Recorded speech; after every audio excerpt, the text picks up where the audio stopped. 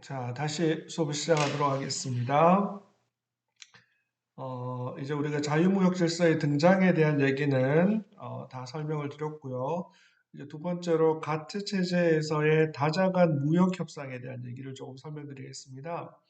다자간 무역 협상이라는 것은 Multilateral Trade Negotiation이라는 말을 말하는데요. 이 WTO 가트 체제에서 다자간이라는 말은 멀타이레터럴이라는 말은 가트의 모든 체약국들이 참가한다. 즉 협상의 참여국들이 모든 체약국들이다. 이 체약국이란 말은 약속을 체결한 국가들이라는 한자어 표현인데 영어로는 contracting parties라고 해서 contract라는 말이 계약, 약속이란 말이죠. 그 contracting이란 말은 약속을 한, 계약을 체결한 이란 말이고 parties라는 말은 조약이나 협상의 당사자들을 파티라고 합니다. 특히 그게 국가가 될 때는 P를 대문자로 써서 parties라고 합니다. 그 parties라는 말은 당사국이란 말이고요. contracting parties라는 체약 당사국 혹은 체약국이라고 합니다. WTO 가트 체제에서 말하는 다자간 멀타이레터럴이라는 말은 가트의 모든 체약 당사국들이 참여한다라는 말이고요. 무역이란 말은 이 협상의 대상이 바로 자유무역 확대를 위한 거다라는 말이고요. negotiation, 협상이란 말이죠. 그러니까 다자간 무역 협상이라는 말은 가트에 참여하는 모든 체약국들이 자유무역을 위해 협상하는 걸 다자간 무역협상, Multilateral Trade Negotiation이라고 하는데 이걸 흔히 그냥 닉네임으로 뭐라고 말하냐면 라운드라고 불러요. 왜 라운드라는 말을 쓰냐 하면 모든 가트 체약국들이 평등한 입장에서 라운드 테이블에 함께 둘러 앉아서 협상한다라는 말로 다자간 무역 협상이라는 말을 WTO 가트 체제에서는 라운드라는 말로 닉네임으로 흔히 줄여서 씁니다. 가트 체제에서 총 8번의 다자간 무역 협상 라운드가 있었는데요. 이 라운드는 다자간 무역 협상은 결국 뭐 하는 거냐 하면 자유무역을 확대시키기 위해서 무역 장벽을 줄이는 겁니다. 아까 우리가 1918년 우드로 윌슨의 제안 세 번째 중에 economic barrier, 경제적 장벽을 제거하는 것이라는 게 있었죠. WTO 가트 체제에서 하는 게 뭐냐면 무역을 방해하는 방해물, 그걸 우리가 흔히 트레이드 베리어, 무역 장벽이라고 하는데 무역 장벽을 줄이는 겁니다. 무역 장벽은 크게 관세 장벽, 테리프라는 게 있습니다. 그러니까 무역을 방해하는 것 중에 관세가 있어요. 예를 들면 자, A 국가로부터 B 국가에 마음대로 수출할 수 있어. 단, 관세는 1000% 이러면 만 원짜리 물건을 수입하게 되면 관세를 10만 원을 내라는 거예요. 만 원짜리를 11만 원에 사라고 하면 팔리지가 않겠죠. 그죠? 그러니까 무역을 방해하는 대표적인 트레이드 베리어 중에 하나가 관세 장벽이 있고요. 두 번째로는 비관세 장벽이라고 해서 non-tariff barrier라고 해서 관세는 아닌데 무역을 방해하는 게 있습니다. 예를 들면 A라는 물건이 수입되면 이 물건은 반드시 세이프티 테스트를 받아야 하는데 세이프티 테스트를 받을 수 있는 곳을 아주 강원도 두메 산골에 사람이 잘 가지 않는 곳에 검사소를 두고 1년에 한 번만 오픈하는 거예요. 이거는 관세는 아니지만 사실상 무역을 못하게 방해하는 거죠. 이러한 비관세 장벽들이 있습니다. 가트 체제에서의 8차례의 라운드 중에 1에서 5차 라운드는 주로 관세 인하가 주된 협상 의제였습니다. 그러니까 관세를 떨어뜨려서 자유무역을 하는 게 협상의 주된 내용이었고요. 이에 반해서 6차, 7차, 8차 이 세 가지 협상은 관세 인하에 더해서 비관세 장벽을 제거하는 것까지 병행해서 논의했습니다. 이 중에서 이제 6, 7, 8차만 간단하게 설명을 드릴 텐데 제 6차 라운드 가트에서 했던 6번째 다자간 무역 협상을 흔히 케네디 라운드라고 합니다. 1964년에서 67년까지 진행된 가트 체제 하에서의 협상이었습니다. 이름에서 알 수 있는 것처럼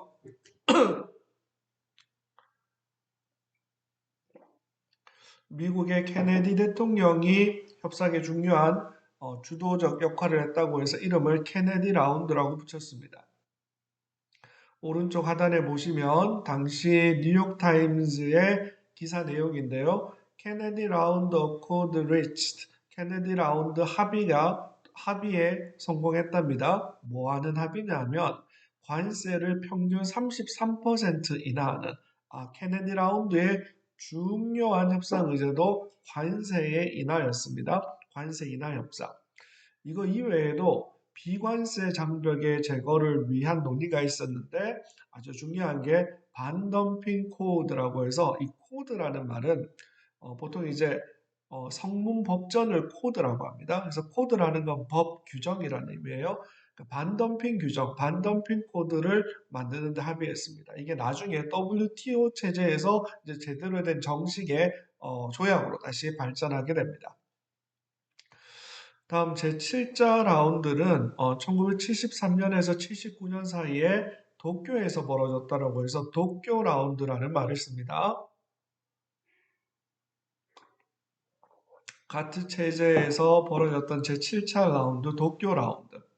도쿄 라운드 또한 관세 인하 협상이 진행되었고요. 이에 더해서 비관세 협상을 진행했는데 비관세 장벽 관련해서 총 9개의 부속 코드, 아까 6차에서는 엔티덤핑 코드, 반덤핑 코드가 만들어졌고 그리고 도쿄 라운드에서는 9개의 코드가 별도로 체결되어졌습니다.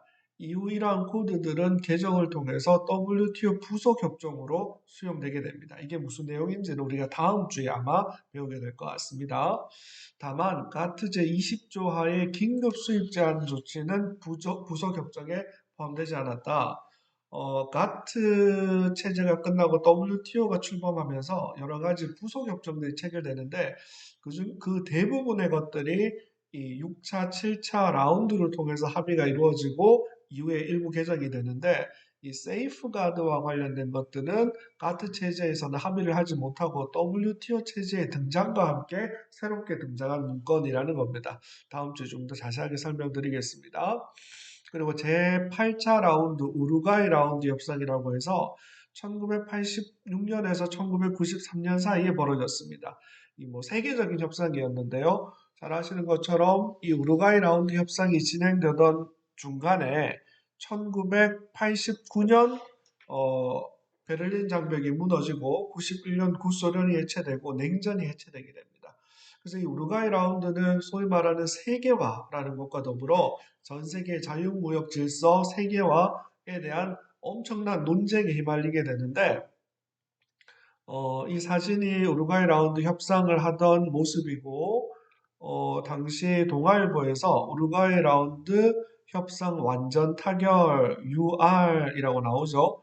거기 가운데 기사에 보면 수입쌀 별도 관리 강구라고 해서 이제 이 우루과이 라운드가 우리나라에서도 굉장히 시끄러웠던 게 뭐냐 하면 특히 쌀 시장을 개방해야 되는 문제가 벌어졌는데 오른쪽 위에 보면 농협 본부 건물에 결사저지 쌀 개방 반대 많은 분들이 데모하고 있고 또 김수환 추기경님 얼굴도 보이죠.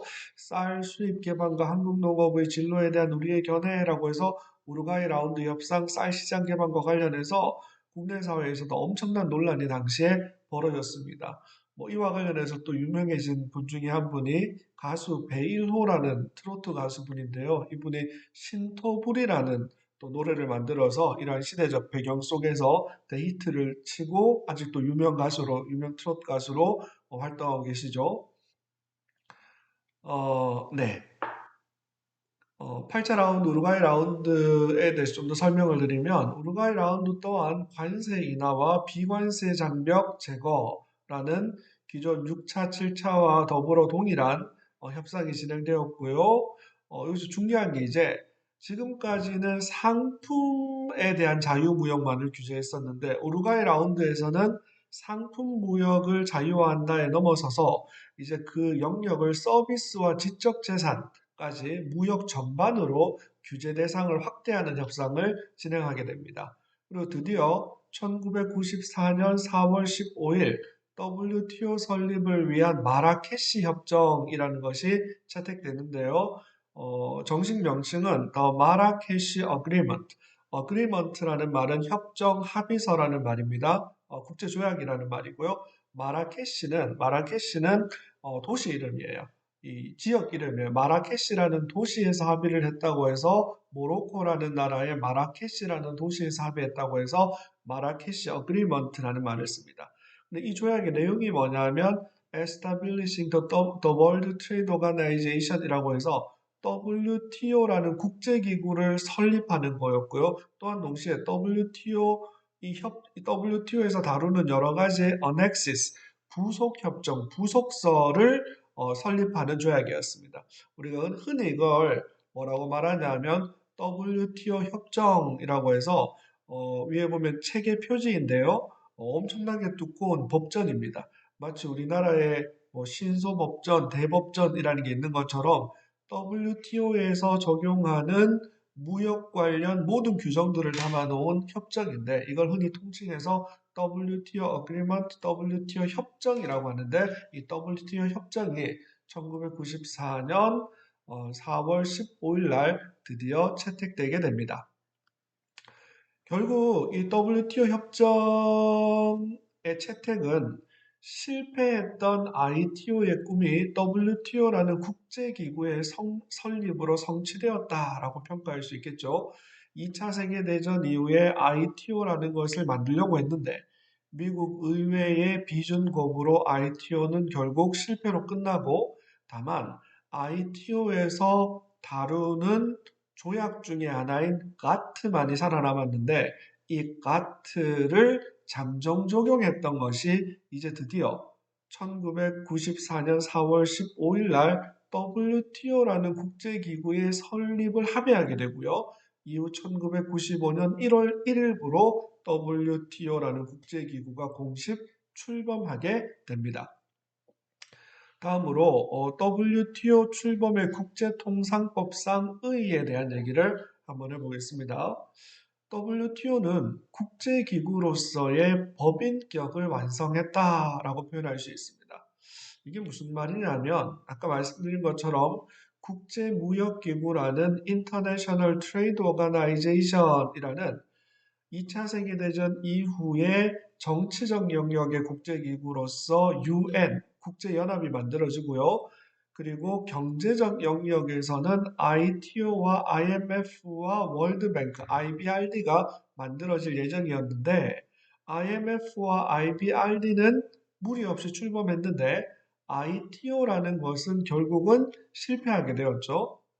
다만 ITO에서 다루어야 하는 구체적 조약 중의 하나인 가트라는 상품 무역을 자유화하는 국제조약만 살아남게 됩니다.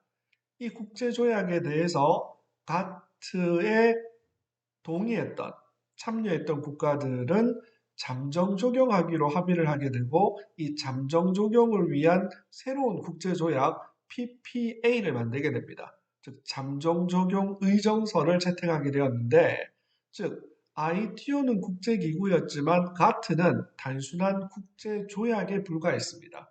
이 단순한 국제조약에 불과했던 가트가 드디어 우루과이 라운드 협상을 통해서 이 가트라는 것을 WTO라는 국제기구로 확대하기로 합의하게 되었습니다. 거기 보면 WTO 본부 건물이 있고요. WTO 로고가 있죠. 그럼 도대체 국제기구로서 법인격이 완성되었다라는 게 어떤 의미가 있는지를 이해하려면 국제조약 트리티라는 것과 국제기구 International Organization이라는 것의 차이를 조금 구분해야 될 것 같아요. 우리가 트리티라는 것은 조약 혹은 국제조약이라는 말로 번역하고요. International Organization, IO라는 것은 국제기구를 얘기하는데요. 예를 들면 GATT라는 건 국제조약입니다. 국가와 국가 간의 서면으로 권리 의무 관계를 규정한 문건이 국제조약입니다. 이에 반해서 국제기구 ITO, WTO는 국제기구에 해당합니다. 이 국제기구는 바로 법인격 (legal personality를) 가집니다. 우리가 국내법상 자연인 (natural person이) 있고요. 법인 (legal person이) 있죠. 예를 들면 주식회사 삼성이라는 게 있으면 삼성전자라는 게 있으면 삼성전자는 사람이 아니죠. 자연인이 아닙니다. 하지만 삼성전자는 사람은 아니지만 권리 의무의 주체가 될 수 있죠. 그걸 우리가 국내법상 법인이다, 법인, legal person. 그리고 그 삼성전자가 가지고 있는 법인격을 legal personality, 법인격이라고 합니다. 마찬가지로 국제조약이라는 건 국제법상 법인격을 가지지 못합니다. 하지만 국제기구는 국제법상 법인격을 가지고 있는 엄연한 엔티티로 인정받습니다. 자, 그리고 재미있는 또 중요한 구분 중에 하나는 국제 조약에 참여하는 국가들은 뭐라고 부르냐면 contracting parties 혹은 parties라고 합니다. contracting parties라는 말을 우리나라에서는 체약 당사국 혹은 체약국이라고 흔히 번역합니다. 즉 약속을 체결한 국가라는 말입니다. 다만 이것이 국가에 있기 때문에 C와 P, contracting party의 C와 P를 대문자로 표현합니다. 국가라는 의미입니다. 그래서 contracting parties to the GATT라고 해서 가트 체약 당사국이란 말을 씁니다. 가트에 참여한 국가들은 체약국 contracting parties입니다. 이에 반해서 국제기구에 참여한 국가들은 체약국이 아니라 멤버, 회원국이라는 표현을 씁니다. 표현 자체가 완전히 다르죠. 그래서 UN 멤버 혹은 member state, UN 회원국이란 말이고요. WTO members, WTO member states라고 해서 WTO 회원국이라고 씁니다. 예를 들어서 contracting parties to the WTO, WTO 체약국이란 말은 이거 말이 안 되는 겁니다. 이건 국제법상 조약과 국제기구를 구분하지 못한 겁니다. 예를 들면 또 GATT 멤버, GATT 회원국 이란 말은 흔히 이렇게 실수하는 분들이 있는데 신문에도 보면 GATT 회원국 이런 말은 이거 틀린 말입니다. 조약에 참여한 국가들은 체약국, 체약 당사국. 이에 반해서 국제기구에 참여한 국가들은 회원국. 용어가 다르죠, 그죠? 이제 WTO는 엄연한 국제기구로서의 법인격을 완성하게 되었습니다. 다음으로 WTO의 출범은 규제 대상 범위가 확대되는 결과를 만들어내게 됩니다. 기존의 가트 체제는 상품 무역을 자유화하는 거였습니다. 이 가트 체제, GATT라는 가트의 의미가 뭐라 그랬죠? General Agreement on Tariffs and Trade라고 해서 관세 및 무역에 관한 일반 협정, 즉 관세를 낮추어서 무역을 확대시키자라는 일반 협정인데 이때 무역은 바로 상품 무역만을 얘기하는 거였습니다. 이에 반해서 이제 WTO 체제에서는 상품 무역을 자유화하는 것, 상품 무역을 자유화하는 것은 기존의 가트 체제를 그대로 가지고 온 거고요. 여기에 더해서 서비스 무역도 자유화하자. 이제 상품뿐만이 아니라 서비스도 자유화하자. 그리고 또 무역 관련 지적 재산권을 보호하자. 지적 재산권을 침해하게 되면 공정하지 못한 무역이 되겠죠. 따라서 공정성을 지키기 위해서 보다 넓은 의미의 자유무역을 확대하기 위해서 무역 관련된 지적재산권을 보호해야 된다라는 서비스 지적재산권이라는 새로운 두 가지 영역을 무역의 대상에 WTO 규제 범위에 포함하게 됩니다. 그래서 기존에 존재했던 가트를 흔히 1947 가트라고 합니다. 가트 1947 혹은 1947 가트. 근데 똑같은 내용이 1995년 1월 1일 날 다시 그대로 적용되게 됩니다. 그래서 1995년도부터 적용되는 것을 94년도에 합의를 했기 때문에 W 출범을 확인했기 때문에 이걸 1994 가트라고 합니다. 그러니까 1947 가트와 1994 가트는 동일한 내용입니다. 동일한 내용인데 1947 가트를 1994에도 그대로 승계해서 상품무역 자유화를 해내겠다라는 겁니다. 자, 여기서 재미있는 것 중에 하나가 우리가 국제사회에서 영어로 약어를 굉장히 많이 쓰는데 이 약어를 읽는 게 웃겨요. 그러니까 GATT라는 것은 우리가 GATT라고 읽지 않고 GATT라고 읽습니다. 미국 애들은 이걸 GET라고 읽습니다. 그 GET 혹은 GATT라고 읽습니다. WTO는 UT라고 읽지 않습니다. UT라고 읽지 않고 WTO라고 읽습니다. 왜 그래요? 뭐 이유는 없습니다. 다들 그렇게 읽기 때문입니다. 그러니까 WTO 그리고 GET, 그러니까 GET라는 걸 GATT라고 읽지 않고 GET라고 올바르게 읽을 수 있는 것만으로도 이 사람이 국제통상법 질서, 국제무역 질서를 알고 있구나라는 걸 확인할 수 있는 부분입니다. 자, 그리고 이 GATT에 더해서 뭐가 등장하냐면 GATC라는 게 등장합니다. 그러니까 1994 GATT가 있고 GATC가 있습니다. GATC는 The General Agreement on Trade in Services라고 해서 서비스 무역에 관한 일반 협정이라는 게 만들어지게 됩니다. 그리고 무역 관련 지정재산권 보호를 위해서 만들어진 걸 TRIPS라고 합니다. TRIPS. TRIPS는 뭐 약자냐면 The Agreement on Trade Related Aspects of Intellectual Property Rights라고 해서 무역 관련 측면의 지적재산권의 무역 관련 측면에 관한 합의라고 해서 우리나라에서는 이걸 흔히 무역 관련 지적재산권 협정이라고 합니다. TRIPS라고 합니다. trade에서 T를 따오고요. related에서 R을 따오고요. 그리고 intellectual에서 I를 따오고요. property에서 P를 따오고요. 마지막 rights라는 말의 제일 끝에 이 플루럴을 나타내는 복수를 나타내는 S에서 TRIPS를 따왔습니다. 즉 WTO 출범의 결과 상품 무역의 자유화라는 규제 범위의 대상을 상품은 물론 서비스 무역의 자유 그리고 지적재산권의 보호까지 확대하게 되었습니다. WTO 출범의 국제통상법상 의의 또 다른 중요한 부분이 바로 브레튼 우즈 체제의 실질적 완성이라는 역사적 의미를 가집니다. 아까 말씀드린 것처럼 2차 세계대전이 끝나고 정치적 측면에서 국제연합, UN 체제가 만들어지고요. 경제적 측면에서 브레튼 우즈 체제가 만들어지게 됩니다. 브레튼 우즈 체제는 결국 경제적 자유라는 것에 기반한 자유무역, 시장경제, 자본주의 체제에 기반한 세계 경제 질서를 만드는 것이었는데 2차 세대전 이후에 ITO는 결국 실패로 끝나고 1947 가트만 살아남았다. IMF와 월드뱅크만 살아남았다. 그런데 이게 1995년 WTO의 출범으로 이제 드디어 브레튼 우즈 체제가 원래 꿈꿨던 세 가지 기둥이 완성되게 된다. 시장 경제, 경제적 자유에 기반한 세계 경제 질서의 큰 세 가지 기둥을 첫 번째 자유무역이라는 것을 담당하는 ITO, 이게 WTO로 완성되었다.